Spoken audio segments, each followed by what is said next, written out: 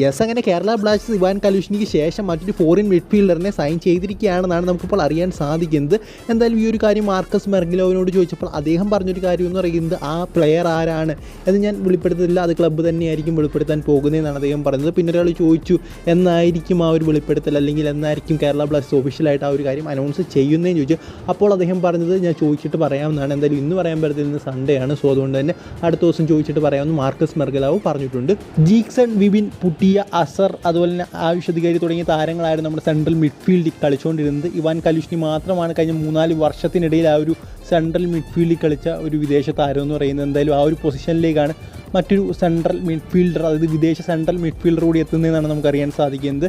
എന്തായാലും അതൊരു നല്ല കാര്യമായിട്ടാണ് എനിക്ക് തോന്നുന്നത്. അതായത് നമുക്കറിയാം പുതിയ കോച്ചിൻ്റെ ആ ഒരു സിസ്റ്റത്തിൽ അദ്ദേഹം എപ്പോഴും ഒരു സെൻട്രൽ, അതായത് വിദേശ സെൻട്രൽ മിഡ്ഫീൽഡറിന് ഒരു പ്രാധാന്യം കൊടുക്കാറുണ്ട്. സോ ഉറപ്പായിട്ടും അതുകൊണ്ട് തന്നെയായിരിക്കാം അദ്ദേഹത്തെ ടീമിലേക്ക് എത്തിക്കാനുള്ള കാരണം. സോ താരം ആരാണ് എന്നൊന്നും നമുക്കറിയില്ല. എന്തായാലും അത് മാർക്കസ് നമ്മളോട് വെളിപ്പെടുത്തിയിട്ടില്ല, അദ്ദേഹം വെളിപ്പെടുത്തത്തില്ലെന്നാണ് പറഞ്ഞത്. കാരണം അദ്ദേഹം കാരണം ഹൈപ്പ് വേണ്ട എന്നാണ് അദ്ദേഹം പറയുന്നത്. സോ നമുക്ക് കണ്ടറിയാം ആരാണെന്ന്.